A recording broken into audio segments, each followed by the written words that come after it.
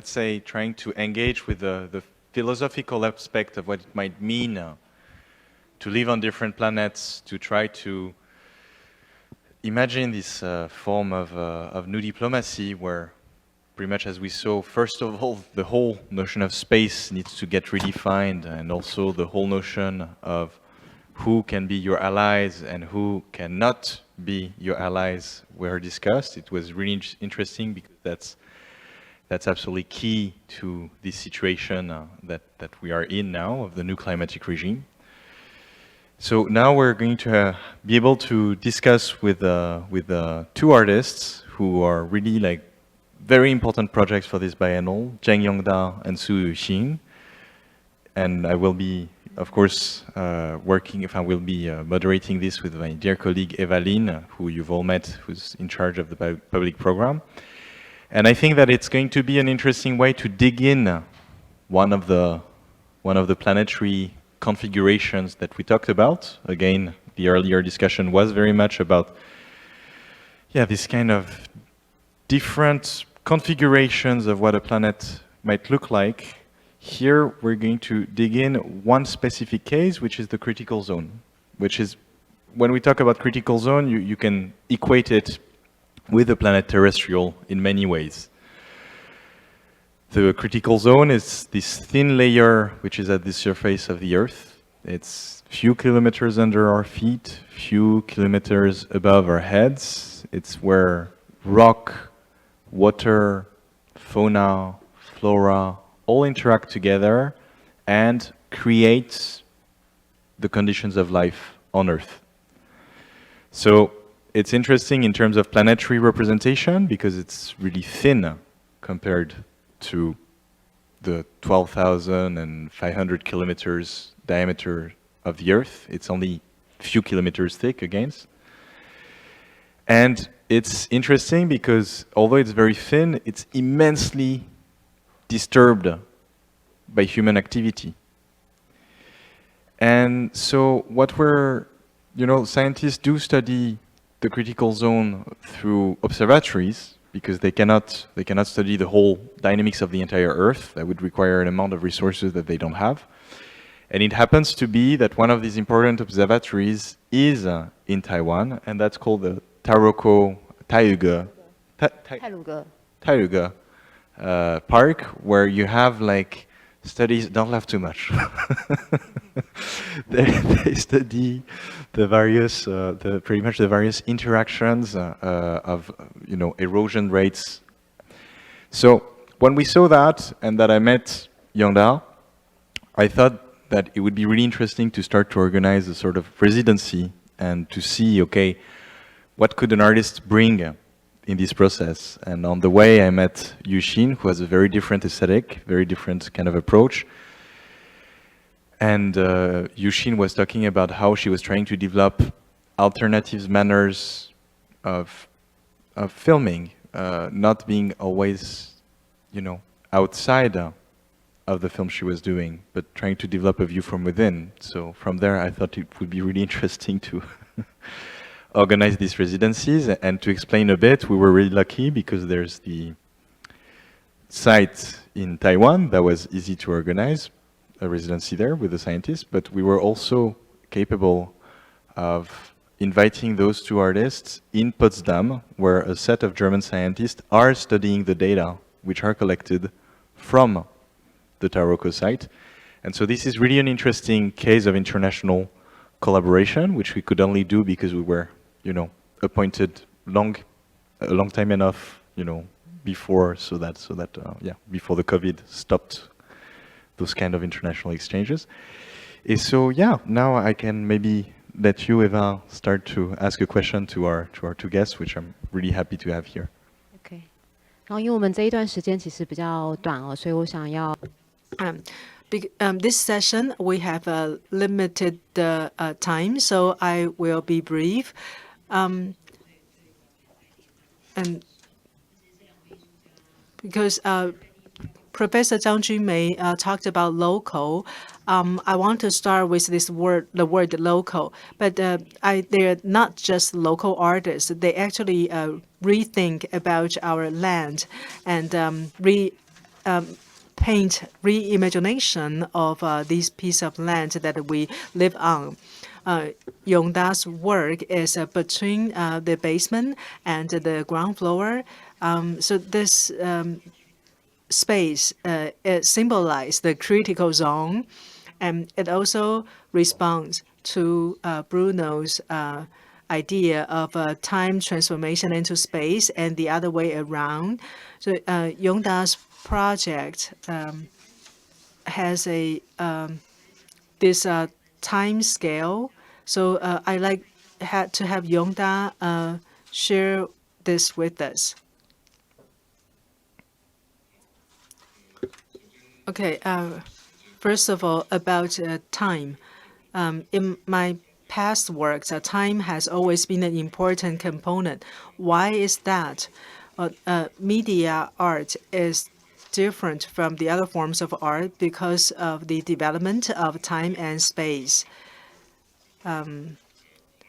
So development of time and space help media art to transcend linear development. My past thinking about time was that the work established a short-term relationship with the visitors, and I wanted to expand that timeline. So perhaps before the exhibition opened, and it can extend further after the exhibition is over. And it's a repeatable or something that can be represented. And for this Taroko project, I further expand that time scale. The scientists actually, they have a different scale in translating time and space. And so for me, the way I deal with this is like this. My data came from the observatory in Taroko. The project started in 2018, and GFZ in Potsdam gave me their data. So I have 3 years of data, and I use a customized algorithm to determine how these data would be arranged in a time series. And then it will produce a result that is not controlled by human, and that's the sculpture of the rock, by the rock. And for scientists, because they look at Earth, right? So short term for them is millions of years. And that was a shock for me when I first learned such information. So when they talk about long term, that's billions of years for scientists. So I try to balance the perception of time scale by the artists and the scientists.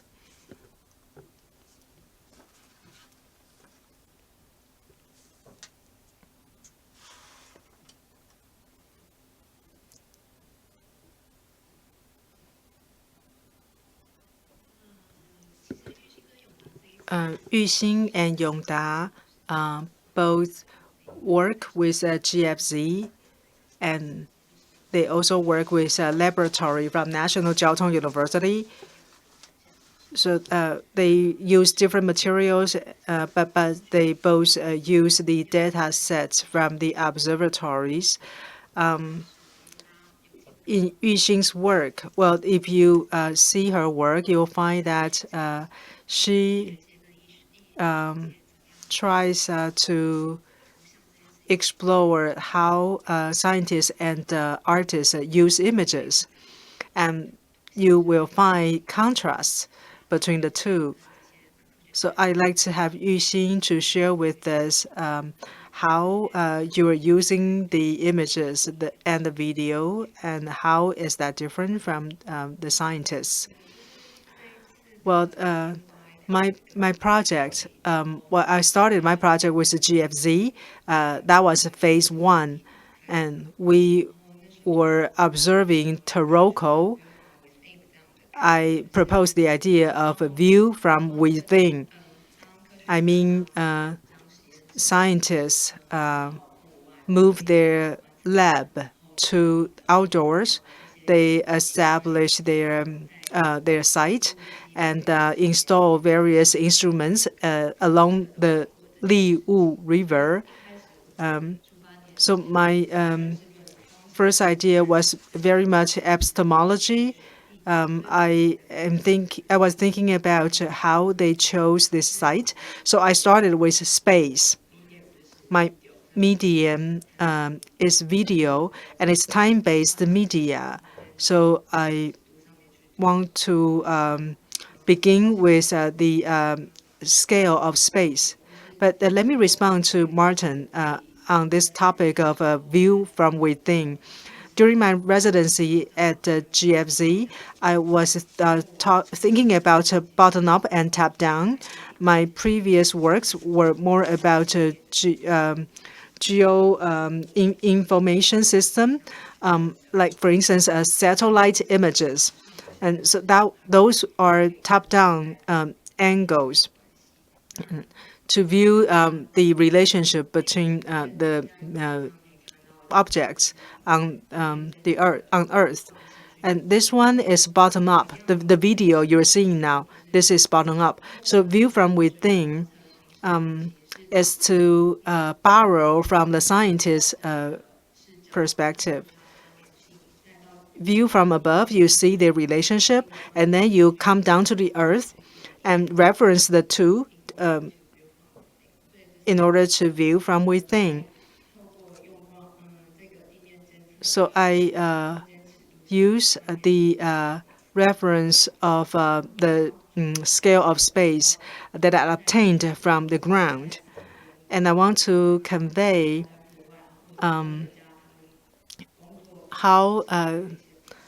the process of the scientist's perception when they work. I want to make it visible. And in art history, the way we read images very different from scientists. Scientists, when they look at images, they establish models. They want to prove their hypothesis. So they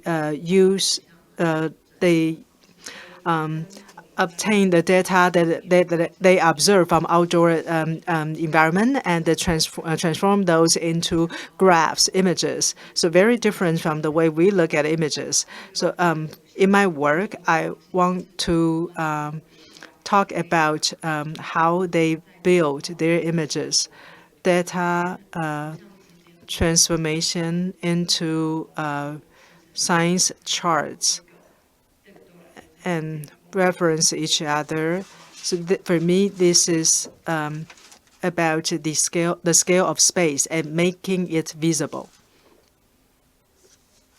So I think we can talk about this view from within again. Is it working? Yeah, okay. So I think it's interesting that you mentioned this view from within since the beginning, and I just want to re-clarify a bit why it interests so much us for the planet terrestrial. It's again, the view from the critical zone is a very different view from another one that we have since the late 60s, which is the blue marble, which is the planet seen from so far away. When you have that planet, when you have this view of the blue marble, and I talk about that because that's also a reference to Yu-Hui's lecture when he talks about the moment when there is this formation of the planetary, according to Heidegger. The blue marble, let's say that it was a shock for people who thought that we would arrive to a moment of unity. Ecologists said, finally, we have a symbol to tell us where, what our Earth looks like from above. Because again, ecological reports, like the limits of growth, is really comes very near historically to the publication of those images. Anselm Franke, a former curator of the Biennale, worked a lot on this in a very beautiful manner. The work that you do, Yu-Hsin, is to say, no, okay, let's not take this view which is so distant, which is from so far away, which is, in a way, sort of religious. It's like a view of unity from above, but let's go down and let's see what happens once you cannot escape from this earth, when you're locked in it.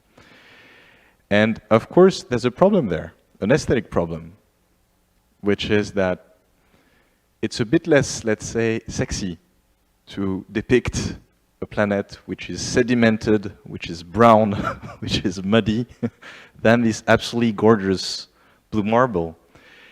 And so I think that what was really interesting in the process that the two of you use, both Zheng Yongda and Su Yu-Hsin, is to pay very careful attention to the sort of very rejoicing, very joyful process, you know, like I really appreciate the fact that you develop an aesthetic, not in the sense of pretty, but in the sense of compelling, of the instruments in your two practices.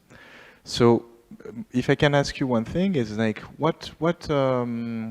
if I can ask you one thing, is like, what were your thoughts, you know, how did your thought evolve between the beginning of the process, when you looked at the instruments that you were going to work with, and let's say, like, the piece now? Like, did your idea change in the meantime? And if it did, how did it change?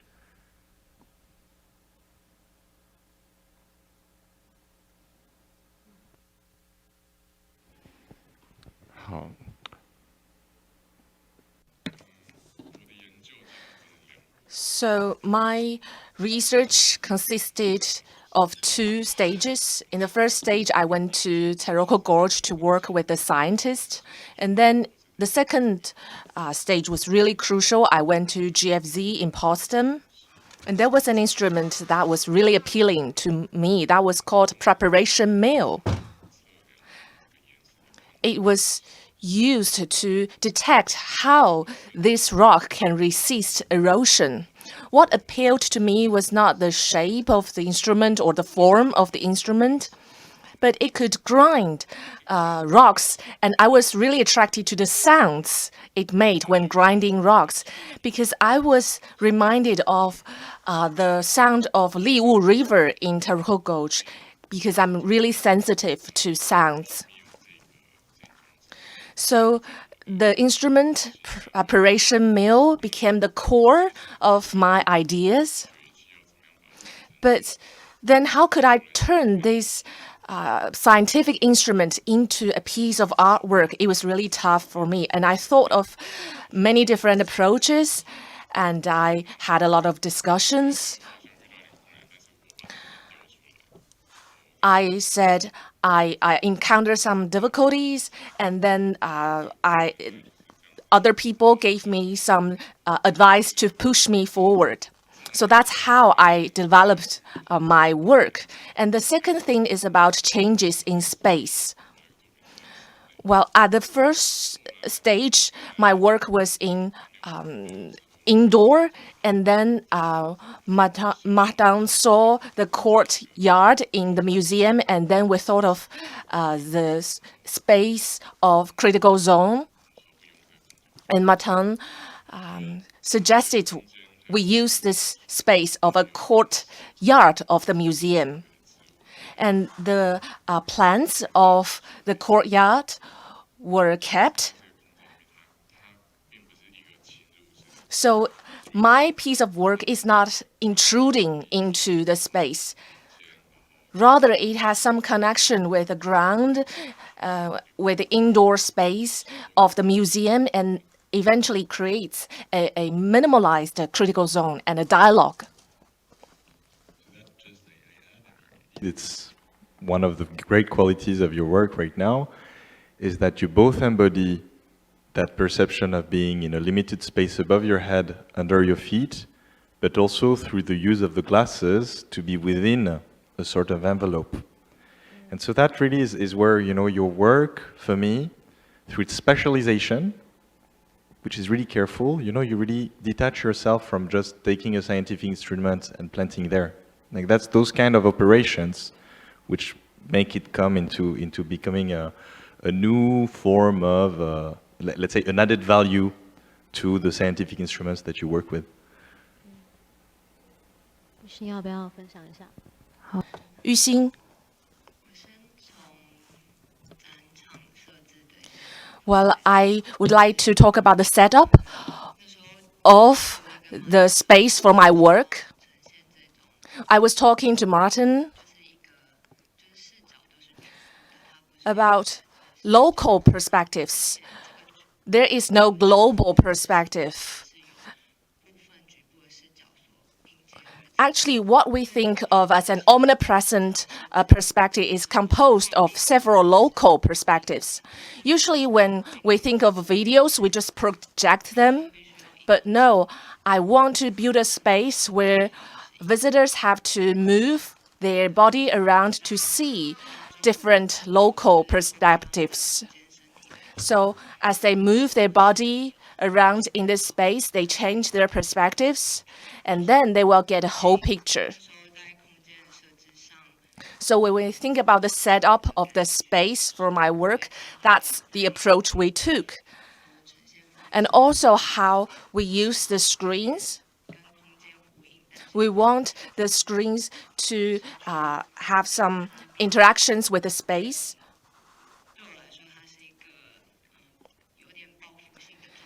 But at the same time, I think it's enclosing in a way, but it's not completely enclosed.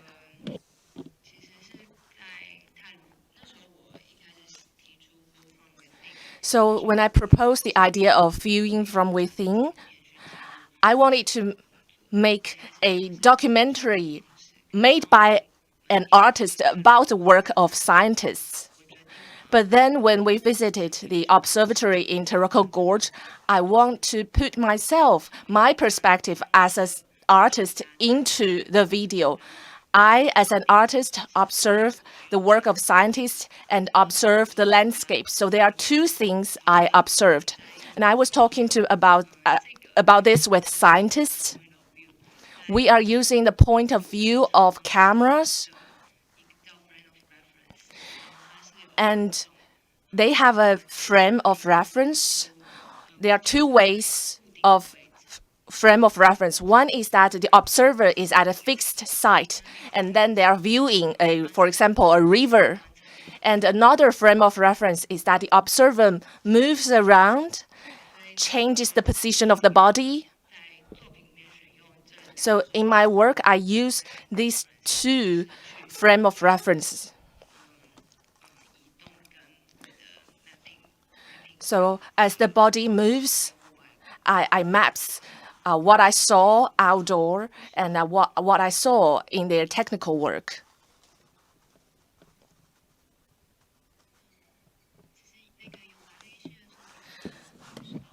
So Yongda and Yu-Hsin went to the same lab and the same observatory, but they presented very different art pieces.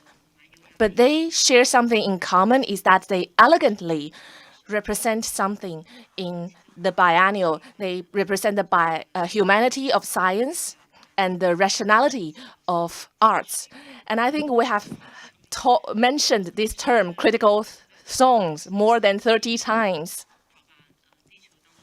A lot of scholars are talking about this, like Earth is like an orange, and it's the skin of the orange. But I want to ask you, what is critical zone to you?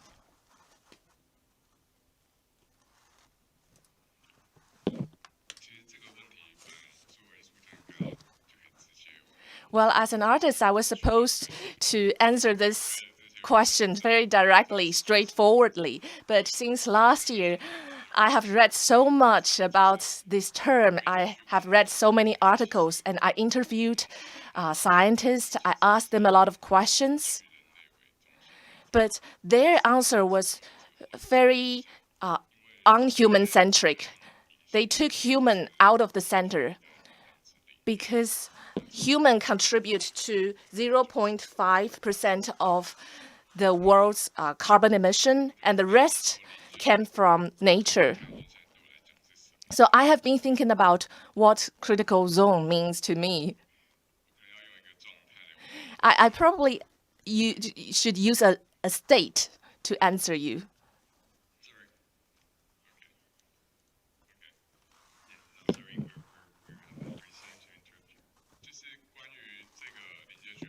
So critical zone is a state.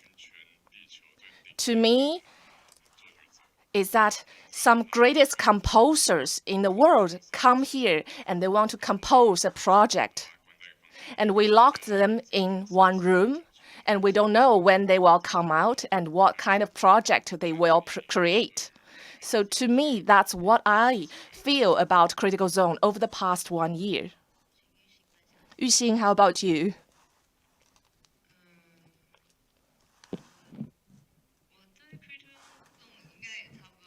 Well, my idea about critical zone is quite similar to Yongda's, because we had this very intensive residency, and it was cross-disciplinary, and we had to try to understand a discipline that was unfamiliar to us. So to me, critical zone involves a lot of entanglements between different biospheres. To me, in addition to the scientists' work, during this project,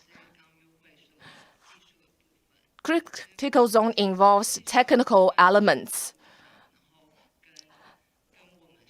There are some technical elements, and these technical elements or approaches influence how we see the world. So I think we should not ignore the influence of technical approaches or elements in critical zones. So in my project this time, I not only focus on what I saw outdoors, but I also look into technologies. Thank you very much for these interpretations of the critical zone. I would remind that, yes, humans are responsible for 0.5% of the CO2 emission, but that disrupts the entire critical zone. And so that would be my definition of it. Is this space entirely disturbed by some of humans' activity? Thank you so much, everyone, and we come back in a few minutes after this short break. Thank you.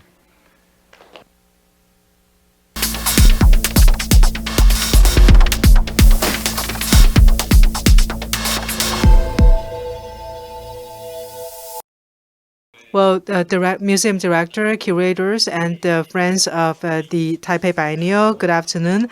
I am Hong Guangji in the Department of Geology, NTU. I am honored to moderate this session.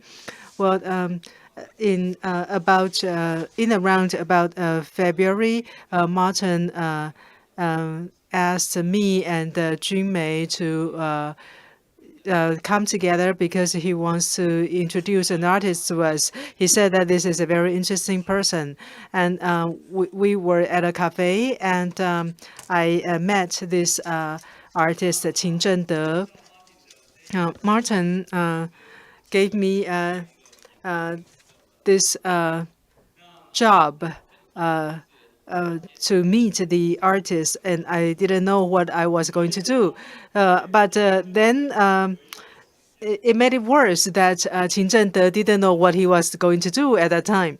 But then in the following 9 months, it was like science in action, because we extend the time frame and incorporate more actors, and then we generated a stable network and finally an artwork. So this is a network of artists who gave birth to the artwork. And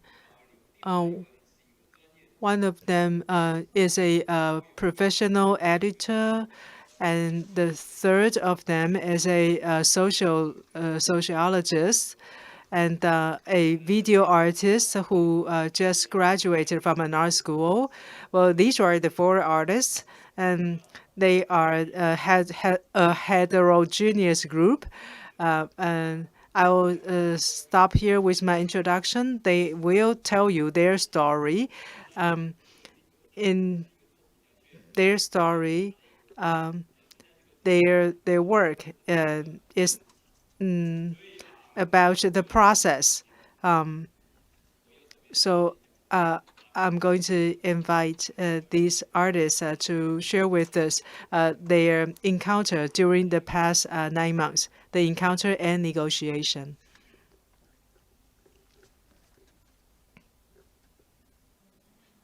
Hi, everyone. I am the editor that Professor Hong mentioned earlier. So before I work with these artists, I was an editor with a publisher, and I work on popular science titles.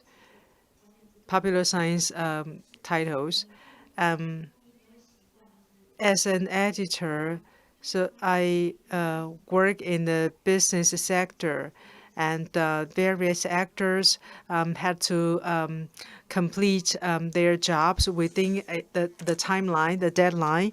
And that means in our process, we value very much a trusted partnership and working together, as well as paying attention to the details. As we observe the development of popular science books, we find that STS scholars have emerged. Their experiments, how they work together, and in the experiment. So that was my background. And my focus is on how we work together to make this happen, and how to make this visible. If you watch this slide, this is air pump and the angels. This one is related to our artwork. I mean, you don't see the traces, the marks left by the laborers on the product. Before we produced the work, the information was we were supposed to create a work for security, and we get gallery 201.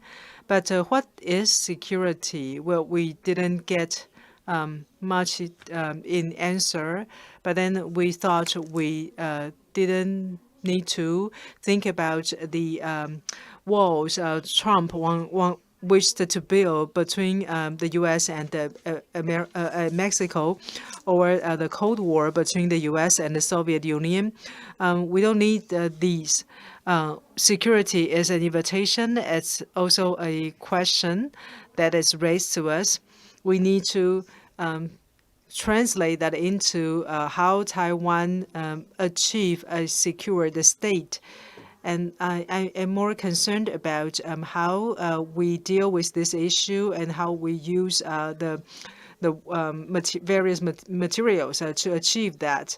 Well, the artist next to me is Cheng-Te.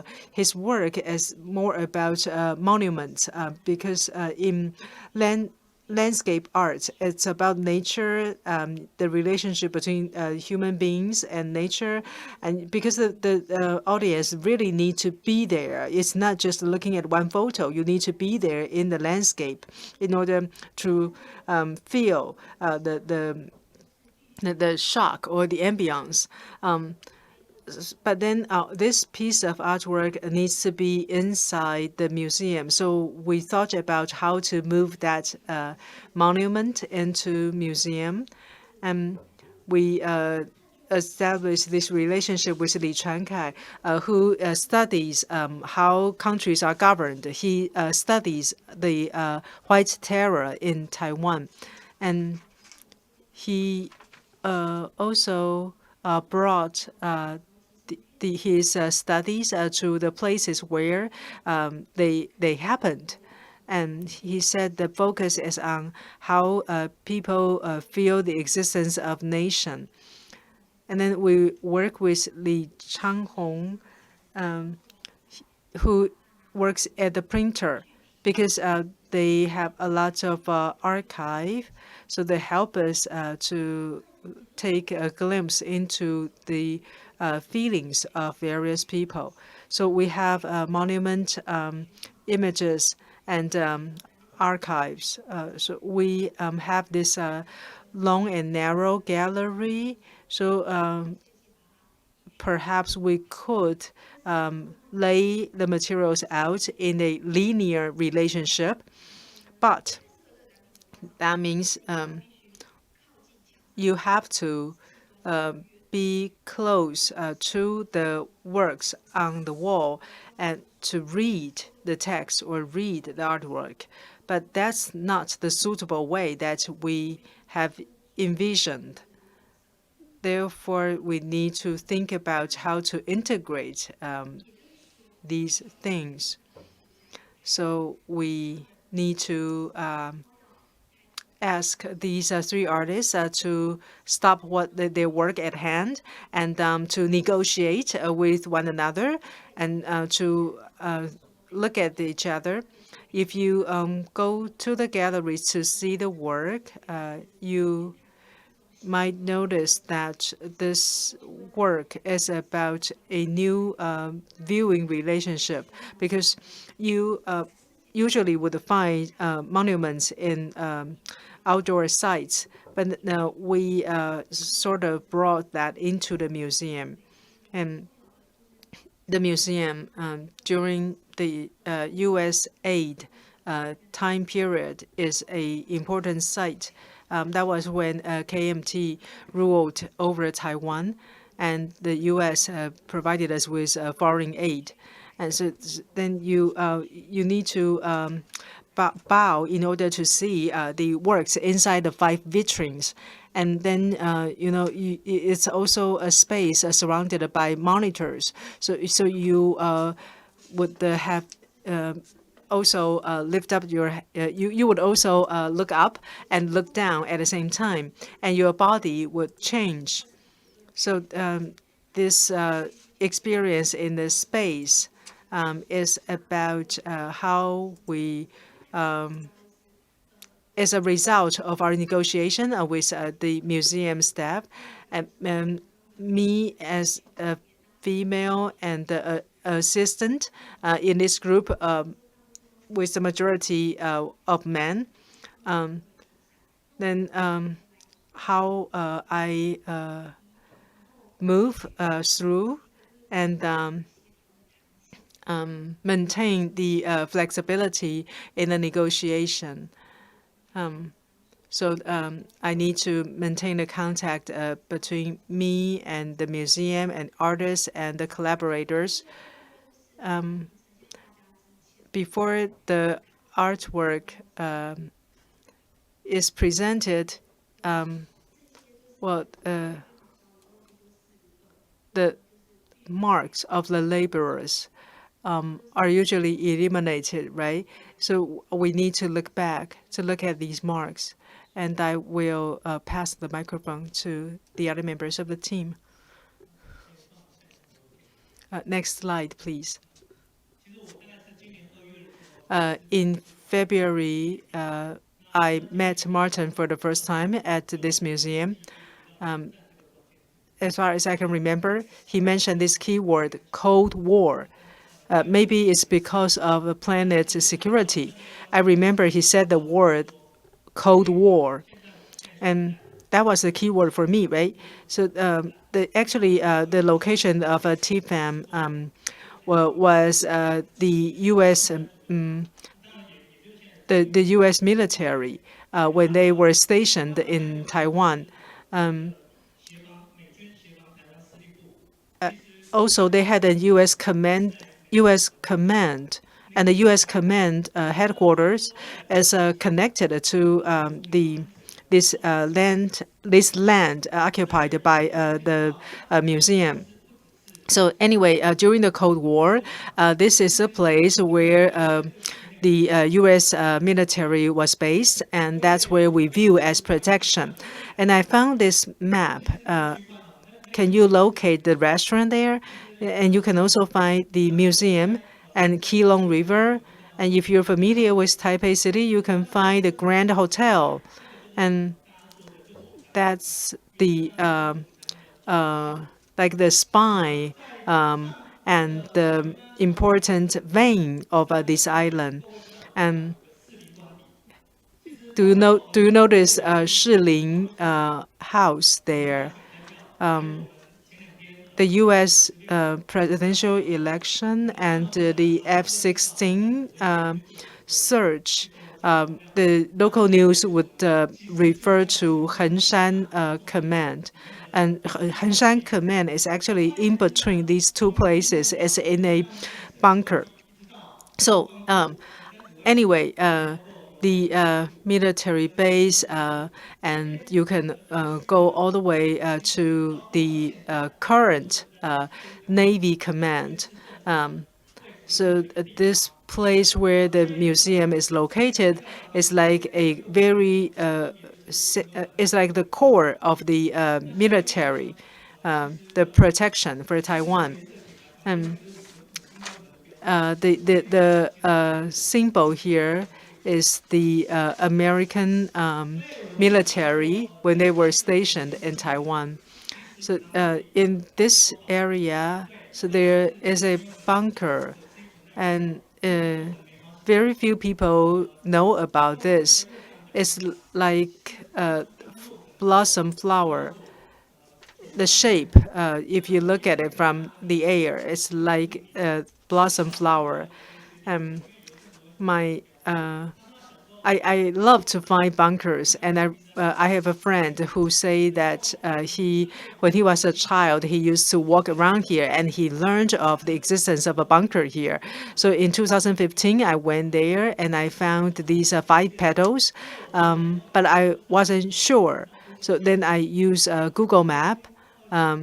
2015, it was like this to the left-hand side. You can see the petals, right? Supposedly 5 petals, but 2 of them were overshadowed by trees.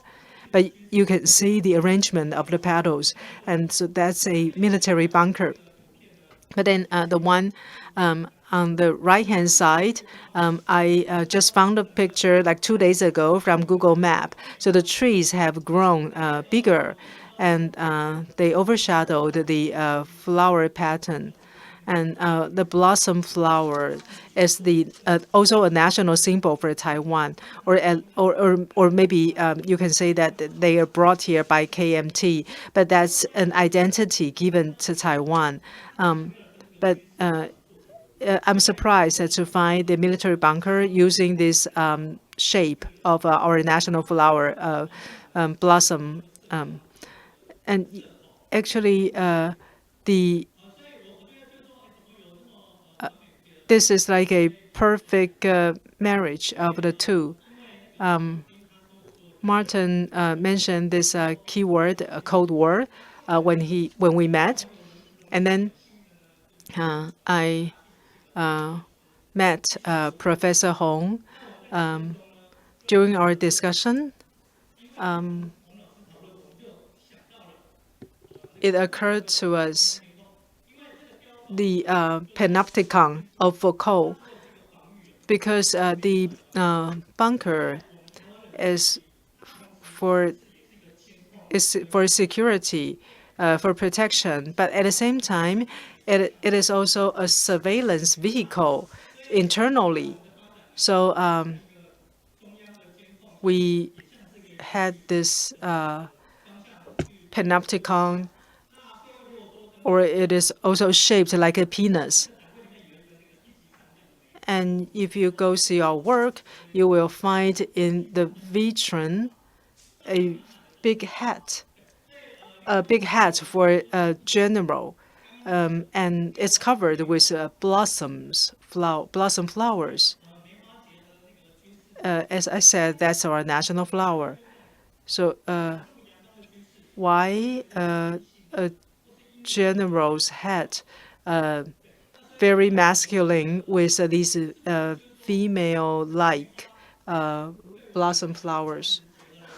阳，它是一个 So to us, these blossoms combine masculinity and femininity, or yin and yang. I'll finish as soon as possible. In 1984, the novel, there is a big brother who surveys everybody.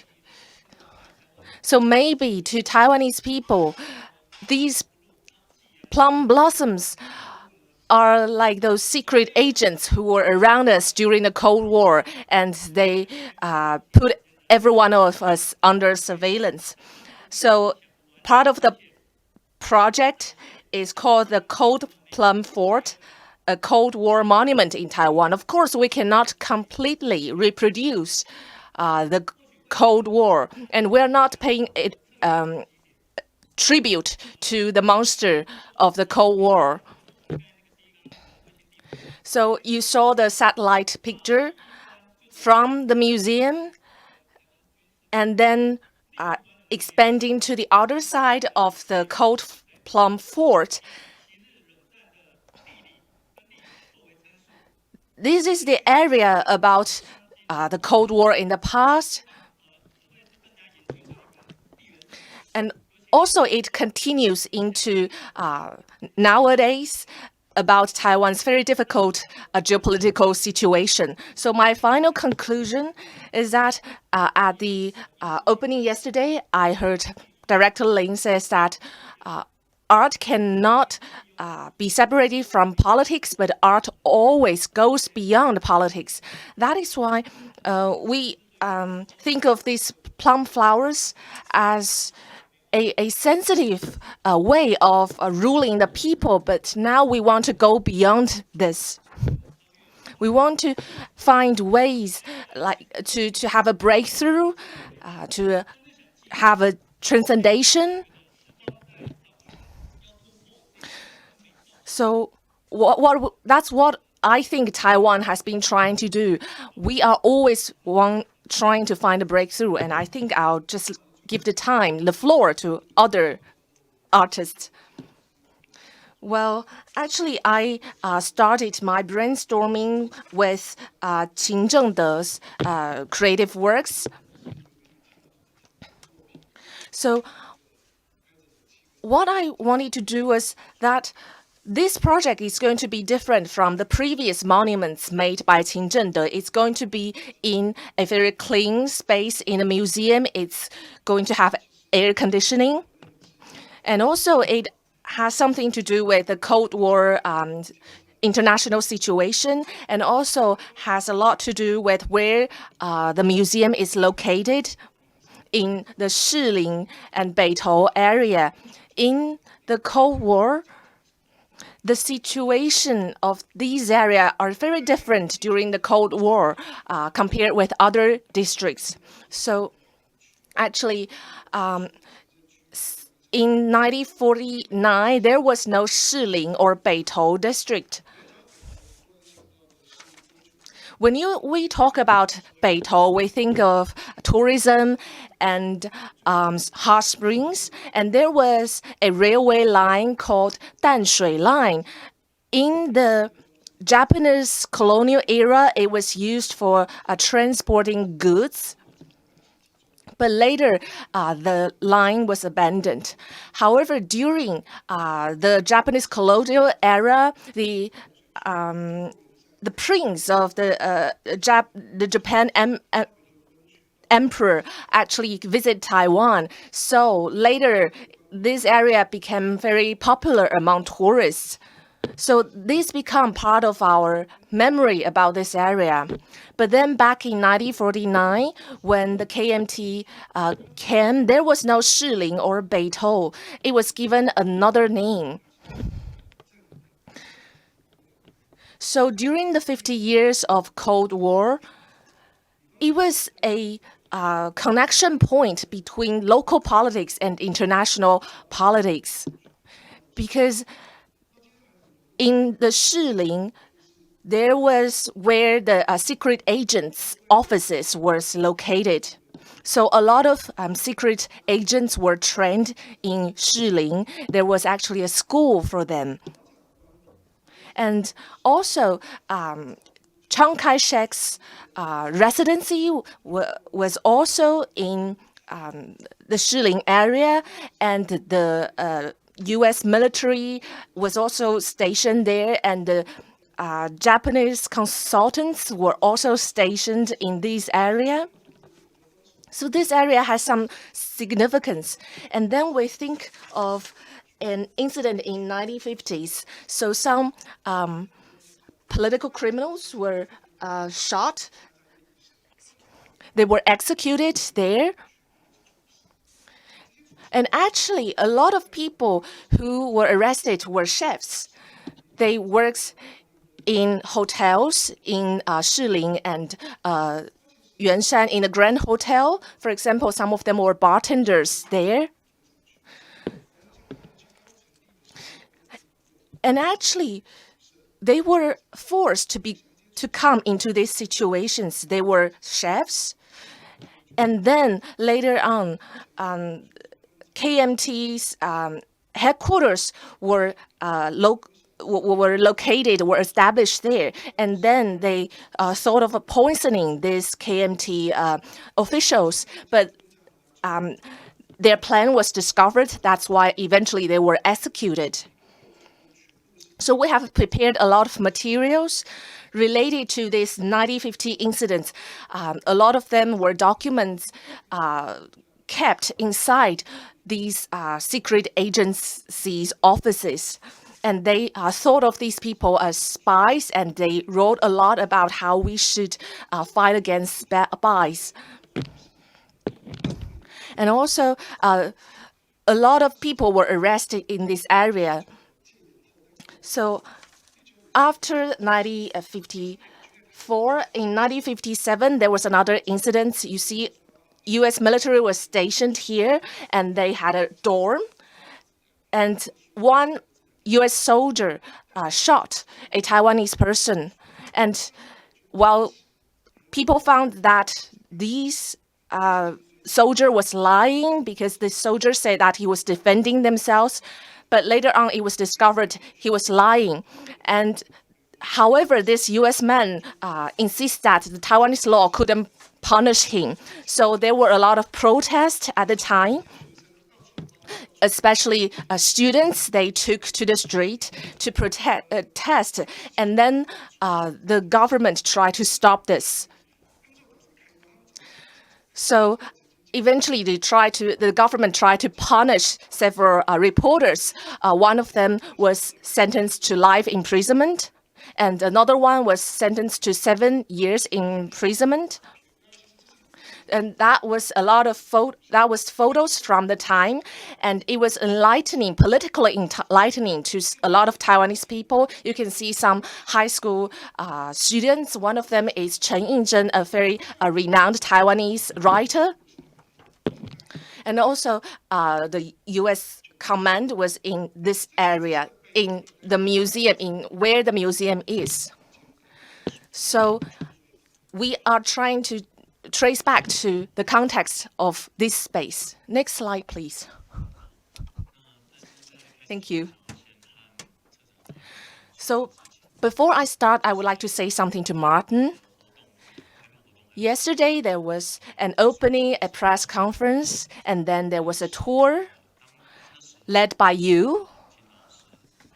At the time, Zheng and I, actually, the three of us were there, but you just passed by. So we felt that we were not respected. That's why I want to say this to you before I begin my presentation.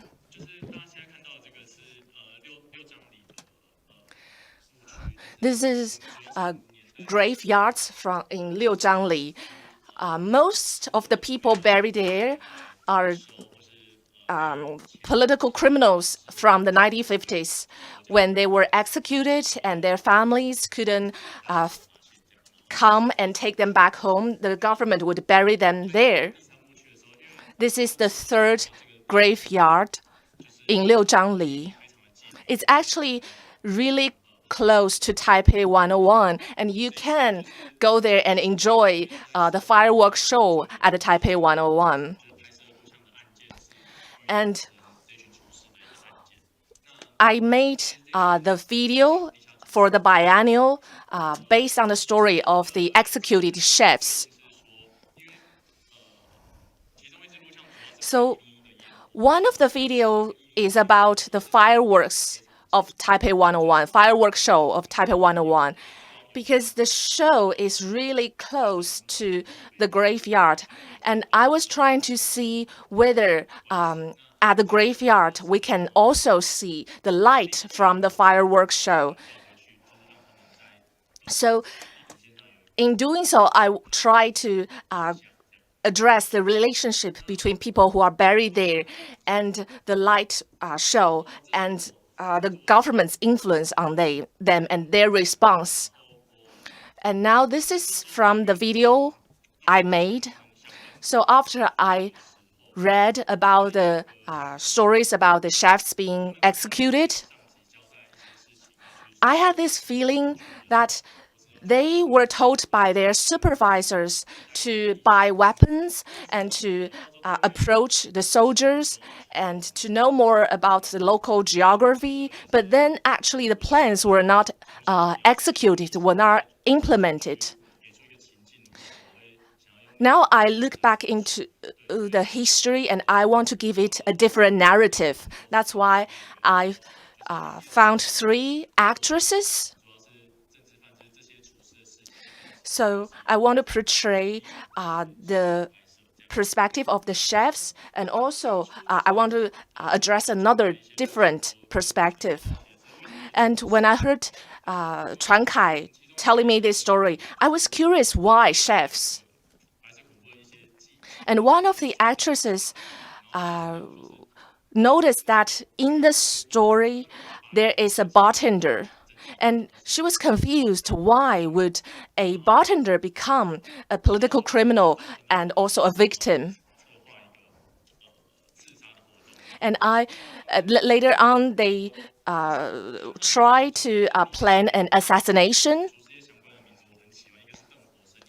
And one of them is called Deng Huosheng, and the other one is called Su Bing. 2 of the chefs are called Deng Huosheng and Su Bing. And actually, the name means making fire and also means mooncake. So the names sound really interesting to me. And I planned the scenario. They were trying to eat mooncakes and trying to pull the mooncake apart. In traditional Chinese folklore, there is a story that people put messages about revolution inside mooncakes. So that was a coincidence. And like Mr. Qin says that in that age, plum blossoms were everywhere. And I was trying to find mooncakes as my props. So I went to a supermarket and I found a mooncake that looked exactly like a plum blossom. And I think that works really well as an image in the video. So you can see in my video that the plum blossom was then destroyed as the moon cake was pulled apart. We don't have time anymore. We have no more time.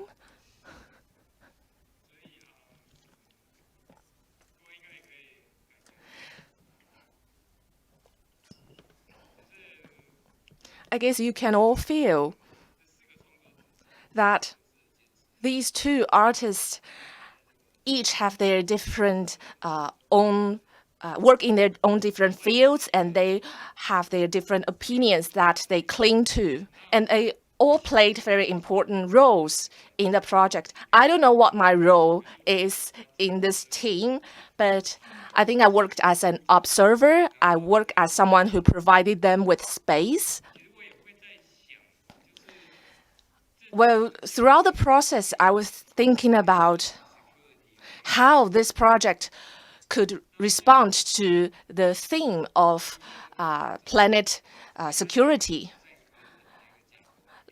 Latour said in the morning, in the earlier session, that in this capitalized world, a lot of materials are flowing around. However, there is a bunch of people who are so rich that they can try to leave this world. But those who are left behind are restrained by the space, by the geography, by the states. And actually, these group of people are the most stubborn, and they are the largest in terms of their size, in terms of the population. What Latour was trying to talk about was rather abstract. I think it's as abstract as the theory of Galileo.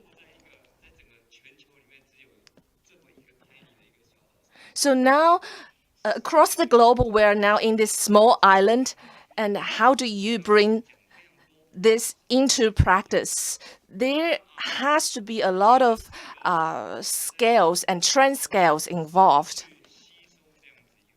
So I think during the process, we try very hard to absorb this idea and translate it into the context of Taiwan and a biennial organized in Taiwan, so that all Taiwanese audience can find something they can relate to while they see the show and see our project.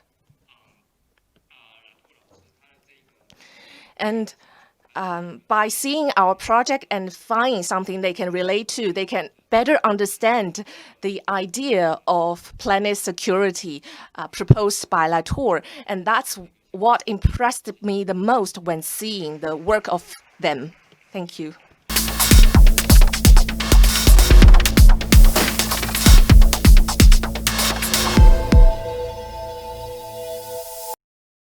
To be on this panel for the closure of this symposium.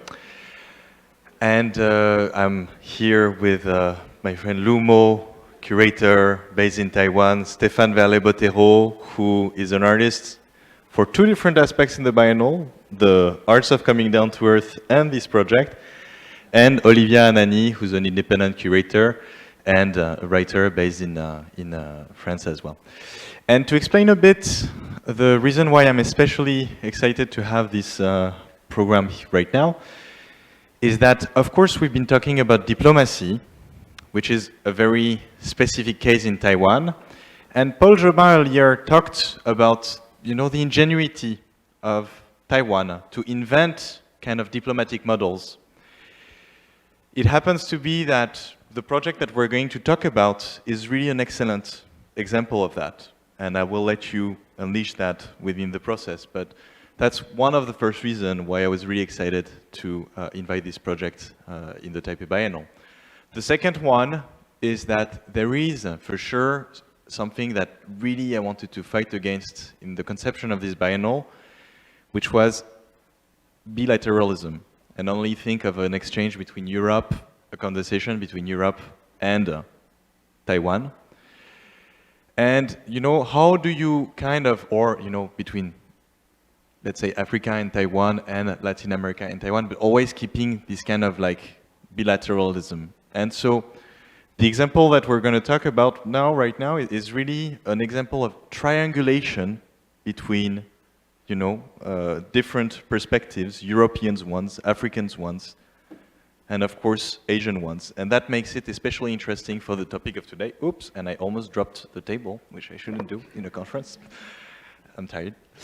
And so I give the floor now to you guys to present this project, the School of Mutants, which I have to say will be dig further tomorrow. So if some of you want to come, that's very important, I say it now. You can come to the workshop tomorrow to like dig further the question. 好，大家可以听到吗？ Can you hear me? Okay, this is the last part of today's symposium. Thank you for staying with us. After this, you can go home, okay, and take a rest. So please stay with us for a few more minutes. Olivia and I are the co-curators of the School of Mutants, and we have 3 artists. One of them is here, but the 2 artists cannot be here today. It's a pity. So I will introduce this project, and then we have questions for them for these 2 panelists. So let me introduce the research project, the School of Mutants. This one, I think, is more closely related to the new diplomatic encounter for the Taipei Biennial, because this one starts from Dakar in Senegal. In this part of the world, you will find this Future University of Africa. That's a deserted school. In 2018, Stéphane and Beijing started to study this deserted school and realized that in the 1990s, the Senegal president once made a political statement that he wanted to build a university, large school, large university, grand university of Africa for the future. But it was not realized in the end, and it became a relic. So we are quite interested in this, and it also posed a very interesting question linguistically, because the Future University of Africa was not completed, right? So where is the future of Africa? And let me introduce to you this project. Well, we also further expand the project. So I gave you an introduction to the project, and of course, it was further expanded in the way it's presented here. In the 1960s and 70s, both PRC and ROC did a lot of diplomatic efforts in Africa.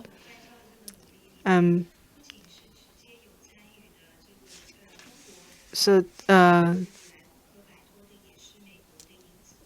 U.S. was also involved because of post-colonialism and post-Cold War time period.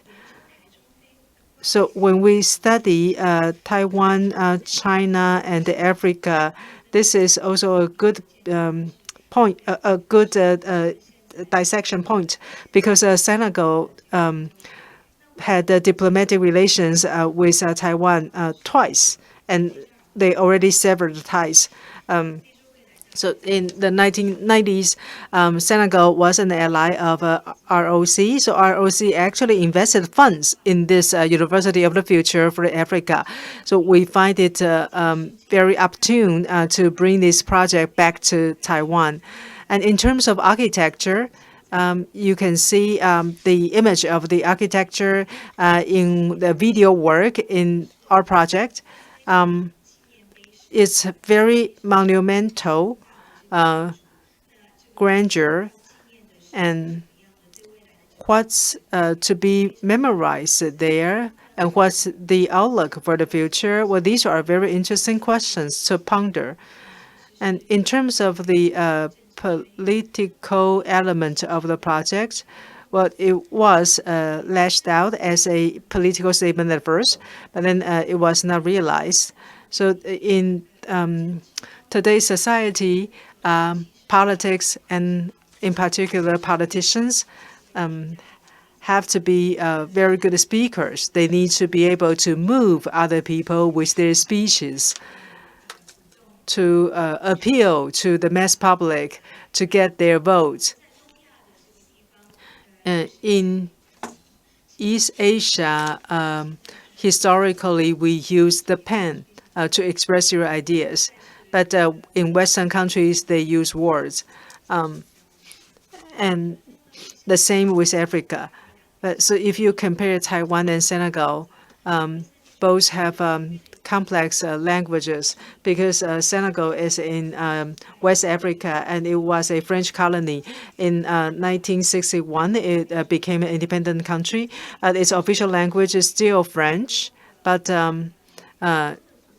there are several groups, ethnic groups there, and they have different dialects. In Taiwan, I think you are also familiar with this because you have the Mandarin as the official Chinese official language, but then if you take a public transportation, you will also listen to Taiwanese and Hakka. And then Taiwan was a colony of Japan. So some senior people still remember that. And now we also have the indigenous people asserting their language, their native language, and new immigrants from other parts of the world. So the language issue is also worthwhile visiting. And then we can also discuss the relationship between Africa and Asia and the Pan-Africa movement. So these certainly have some implications on the post-colonial and the post-Cold War era. You and I don't live on the same planet, so we on the same planet we don't understand each other, and sometimes we can't see vague corners, and they seem to be non-existent. But through this project, we hope to bring Africa, which has been ignored, to the spotlight. And it's going to be part of the public program. Art is a free medium. You can have your understanding of the past or your perspective for the future, and you can use art to express your ideas. This is not an environmental project, but it also helps us to rethink what is the third world. What is the third world? And when we look at people from different backgrounds, who are the givers and who are the takers. Well, the project is housed in Wang Dahong House Theater, so it's a bit far from the main galleries. I hope you can visit us. And on Sunday afternoon, we will have a talk focused on this, and we will also have live stream of the talk. We want to thank the 3 curators and the staff of TFAM for making this happen. We also want to thank the sponsors, for including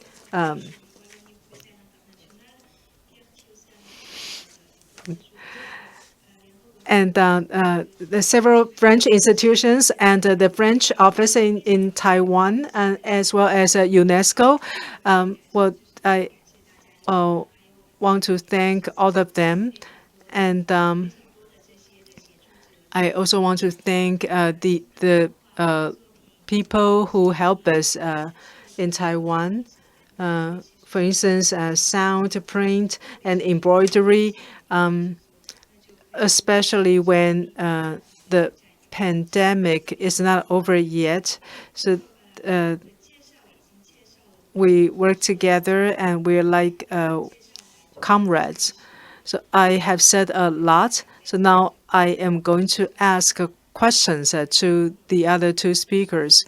And as Martin introduced, the gentleman next to me is Stéphane. He is an artist and an environmental engineer. He's also a curator, so he's a jack of many trades. And my first question is for you. For this afternoon. My question for you today is a prolongation, I suppose, to for us to have the opportunity for you as the artist to explain to our audience what our project is about. So my question for you today: the School of Mutants is an itinerant project on which Hamadine and yourself have been working on for a while. So it's a project that has been exhibited in other venues before with another presentation, but this rendition for the Taipei Biennial 2020. So how did it come about? How was it developed? And what's so special about this one?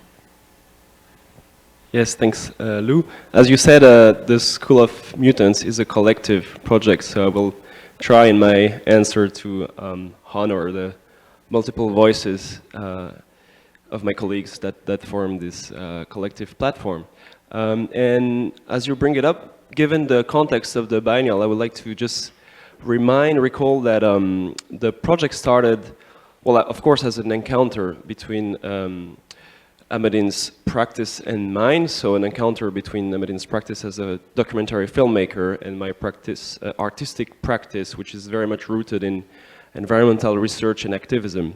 And we started by being interested in a very particular, very local territory in the outskirts of Dakar, the capital of Senegal, which is currently home to a land struggle in which farmers and activists are defending their land against urbanization, a smart city project called Diamniadio Smart City, which is destroying not only the farmlands of the communities there, but also a forest, a very important baobab forest.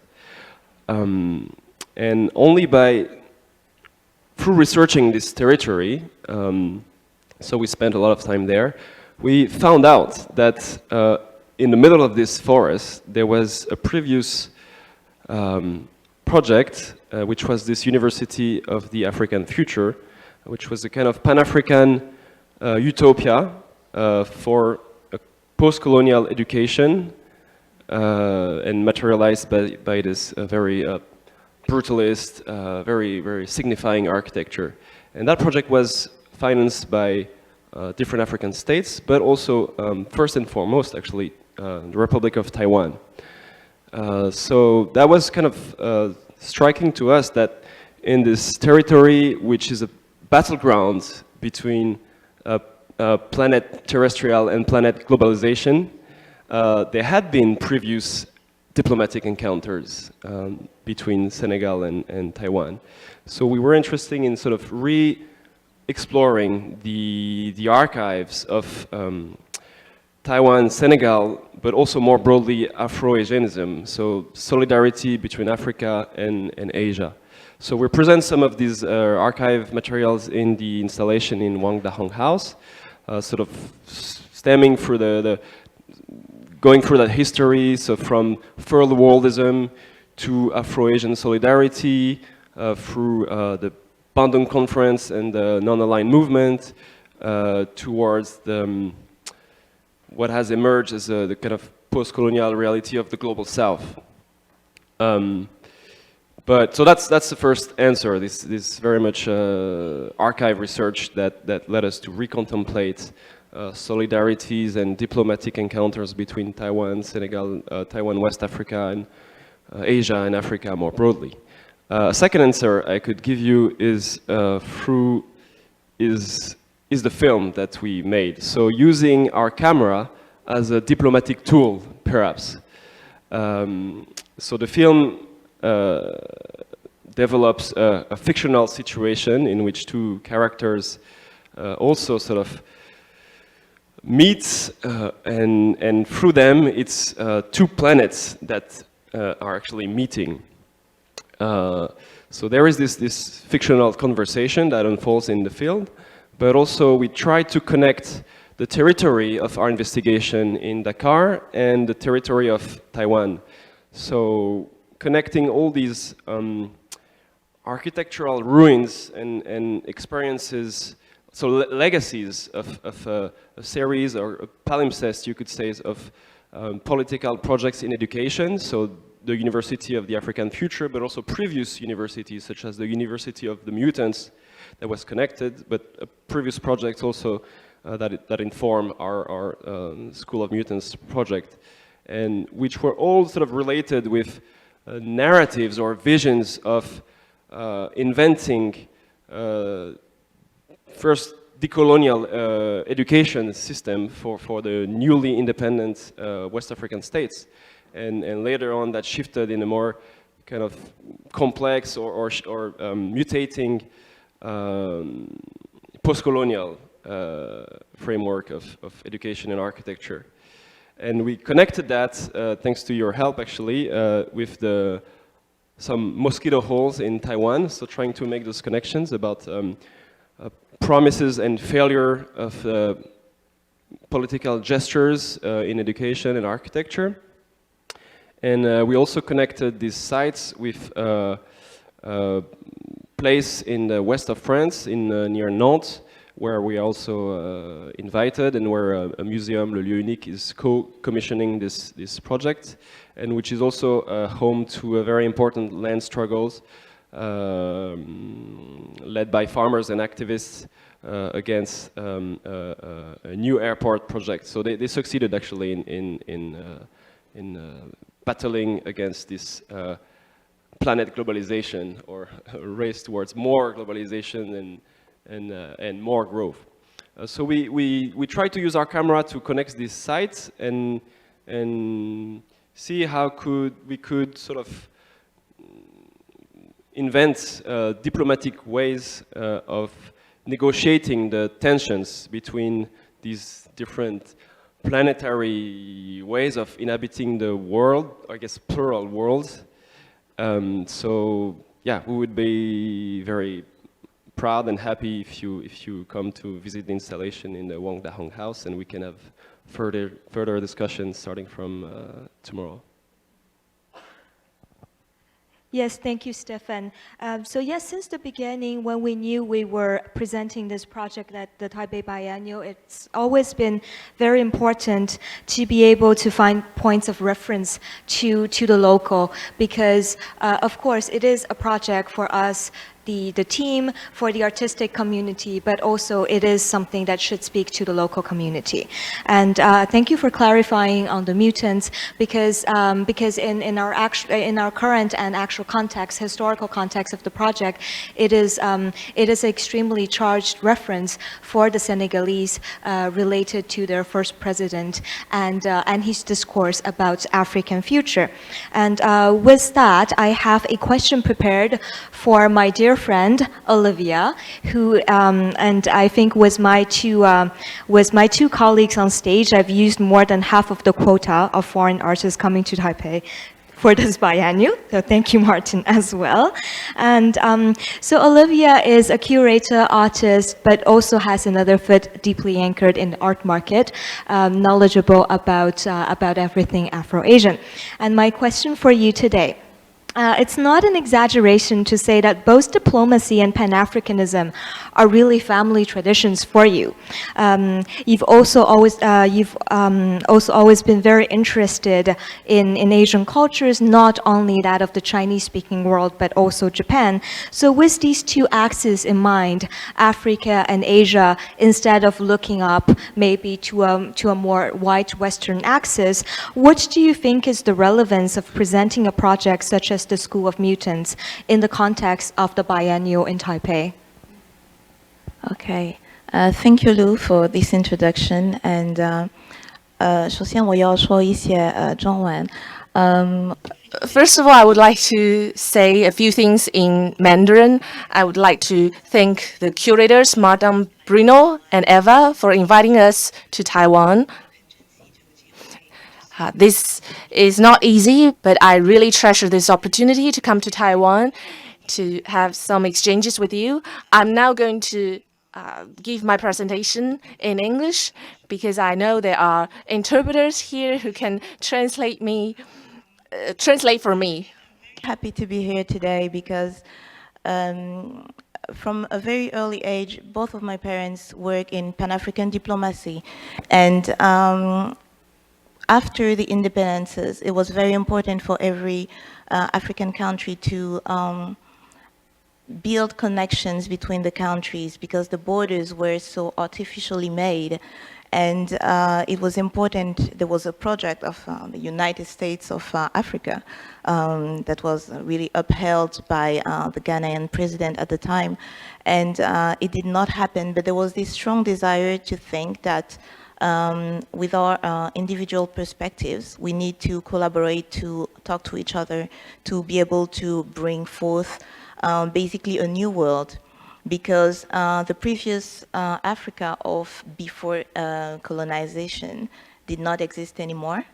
And there was, we can say, a new planet to create of what Africa could be after this big moment in time. And I think that's very interesting also to see this in perspective of Taiwan's experience, because the Taiwan of before and the Taiwan that you're trying to build after all these political upheavals, whether it's with Japan or with the Han presence here, is a very complex, complex project. And it's interesting because when we think about China-Africa relations, and I just want to just give a quick nod to the previous panel that was absolutely stellar and fantastic, and all the previous panels as well. The moment of the Cold War is very important because we are trying to talk about le sommet des non-alignés, the Bandung conference, and but actually the communication and the dialogue between China and Asia more broadly and Africa is much older than that. I usually like to say Yafei because if we say Zhongfei, from the beginning, you're not talking, you're talking country to continent. So from the basis of that, there is always an imbalance. And it closes all the conversations between other Asian countries. And Zhong doesn't exist by itself. It's also surrounded by other places that with whom the conversation is very complex, very dense, and also very enriching. So I think it's very interesting to bring all of our different points of view to this conversation. And the collaboration and the conversation between Africa and Asia actually dates. We have traces as far as the 8th century. Where you have a Chinese writer, Duan Chengshi, who writes a text called Yu Yong Zai Zu, and he talks about mystic countries, countries far away, and one of the countries mentioned in that book, with illustrations as well, is a land called Popali, which some people believe to be actual Ethiopia. And then of course, you have Zhenghe, and you have many other characters like this. And I think that is very interesting. One thing that struck me and that really aroused my interest in Asia was the connection. It's very personal, obviously, because it was a book on Japan, bought from my brother, and I just took it because I was reading everything I could find. And in it, yes, you talk about Tokyo, about big metropolis, and of course manga and other things like this. But then there was something about the traditional rural traditions of mask making and of how masks were playing a role in regulating rural countries, and how the villagers would interact with each other. And it really struck me because I had the same thing in my hometown, in Benin. And I thought, oh, there is a connection here. And ever since that time, I started learning Japanese and then Chinese. I went to Beijing to study a bachelor banker in Chinese language many years ago. And I keep finding these elements of reference the way we relate to family, for example, because family is never a small nucleus, it's a larger family. Sometimes the family is one that you make and not just bloodline. And I thought these maybe could explain more than just Cold War politics, which are inescapable from the Western and the Eastern Bloc, which is a very Eurocentric view of the world. And how can we have these conversations among each other? And I found that even the conversations regarding politics, regarding the state of the world, or simple philosophy, were more enriched when I was talking directly in the language. One of our previous wonderful colleagues talked about all these specificity of the use of the words. Some words don't exist in English, but when you specify them in Chinese, you can extract some very powerful ideas, very small nuances between the meanings that change a lot, actually, in how you view the world. And we don't have so much time, so I won't go too much in detail, but I thought it was very interesting to bring this conversation here, because imagining a future for our respective, for the respective spaces we inhabit is important. And I'm also very interested in the planets that do not exist yet and that we will create later. One interesting thing is that we've talked about science a lot, but what is wonderful about science is that it only goes as far as our understanding. And this is why every time we discover something new in science, our view of the world totally changes. And I am very curious about what digging deeper will bring up and what kind of planets it will create the more we get to understand what the world is like. Thank you. And I think this is really just a little preview of what we hope to do tomorrow afternoon. Thank you very much for both of your answers. Do any of you have any further remarks before I think we have to close soon, right? Pretty much. I hope we can have some questions from the public, maybe one or two. Like we're literally our translators. I think the thing is, like, the nice thing is, like, we have a cliffhanger right now, and really you're encouraged to come back tomorrow to explore that question that you proposed with the way in which indeed language, scientific approach, artistic approach, all are necessary right now, you know, to explore in order to understand better how do you shape a world, in the sense that, let's say, we, as you were saying beautifully, the understanding that we have of the world help us to navigate within it. We need certain representations of the world in order to act within it. And of course, this is not a closed model. This is a model which has to be explored. Tomorrow, I think it'll be really interesting that you explore more the, you know, historical aspect of the School of the Mutants, from the moment when it was, instaured, the failure that it met, and the kind of regeneration that you're giving today. There's a really strong, impetus of what, Anani would call living in the ruins here, which is such an interesting thing to study. Again, as you were saying beautifully, Olivia, by kind of like, I don't know how you say tâtonner in English actually, tiptoeing, toddling in ways of shaping, that kind of planet that, is temporarily into the terrestrial, but could very well become like into another planet if we give the shape, another shape to it. So again, thank you so much. I want to thank again the wonderful TFM team for organizing this event. It was really marvelous to be able to gather some of our dear advisors here, some of the artists.